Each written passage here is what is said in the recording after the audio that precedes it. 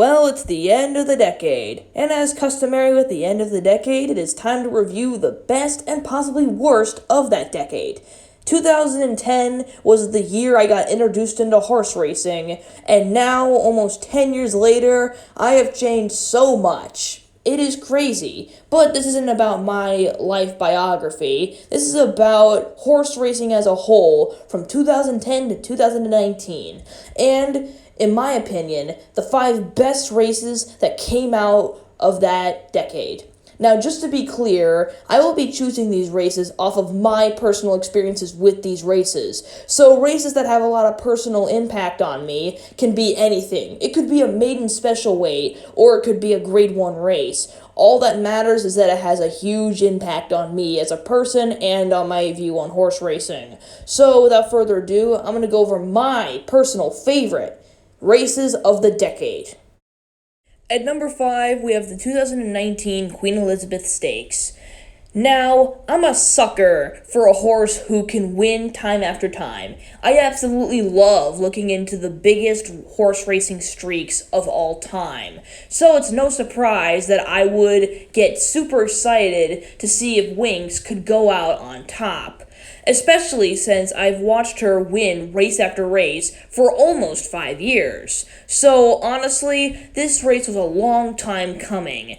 And in my lifetime, I have watched plenty of winning streaks be snapped at the absolute worst times. Zenyatta, Altior, Enable, etc. So I was so happy that finally a horse could keep up her winning streak to the very end, and especially one as big as Winx, with 33 straight victories. A winning streak that I think will probably not be matched for a very long time. And that's just why I love this race so much. Going out as a champion is something that you don't see every day with horses. So when you see it with some horse like Winx that has done so much in her career, it's just so satisfying, and it never gets old. Winx wins her third, Queen Elizabeth beats Kluger. At number 4, we have the 2011 Kentucky Derby. Now, this race gets on here for the sole reason that this was the first Kentucky Derby I ever watched. And because of that, it has a special place in my heart. I will always remember Animal Kingdom and almost every other horse that ran in that race. Shackleford, Watch Me Go, Nero, Soldat, Mucho Macho Man. All of those names are classics to me. And even my family loves the horses that ran that year. So that race really did skyrocket my love for horse racing to a whole new level. I remember rewatching that race over and over again before I went to school. And no matter how many times I watched it, I still enjoyed it. I still loved watching the race. And now it's etched into my mind. And that's only something a few horse races can do. Be etched in my mind, stride by stride. Shackleford, but it's Animal Kingdom, and John Williams to win the Derby! At number 3, we have the 2010 Breeders' Cup Marathon.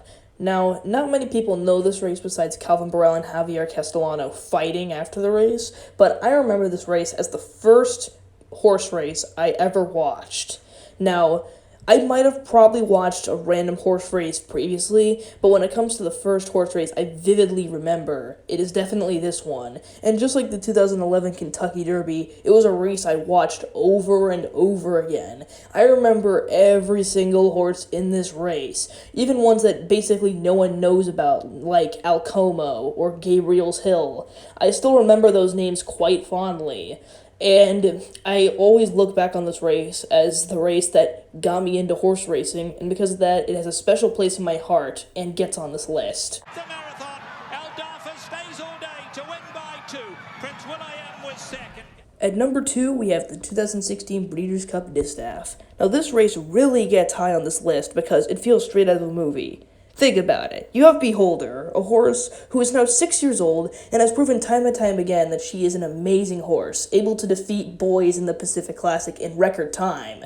But now that she's 6 years old, she's beginning to lose some of her ability, and younger, stronger horses like Stellar Wind are beginning to outdo her time and time again. So, now she has to finally prove herself in one last race, that she still has just enough fight in her to win one last time. And she has to do this against the new 3-year-old undefeated hotshot Songbird, who has never lost a race in her life and has been uncontested. It's just perfect. You have experience versus physical ability, and that really comes ahead in the final stretch as you see the veteran and the hotshot dueling it out stride after stride, and till the very end both of them are giving it their all. And it's a race that doesn't deserve a loser, but in the end, experience trumped physical ability in a incredibly surprising victory from Beholder. It really is. You can just imagine, like, someone just shooting a film as the two are battling it down the stretch, and it really just comes down to the wire. It really is. It has every single beat from an underdog film. And that's why I love it so much, because you don't really get those cinematic endings in horse racing. A lot of horses end their winning streaks and just go out in defeat. So it was really refreshing to finally see a climactic ending. As they come to the wire, their noses apart. It's Beholder. I think she got her head down on the wire. At number 1, there was no other choice but the 2015 Belmont Stakes. Now, on paper, this is a very obvious choice. It's the first Triple Crown win in 37 years. But it's a race that I never thought would happen in my lifetime. Even though I was about only 10 years old when this race happened, I was a rather pessimistic person when it came to the Triple Crown.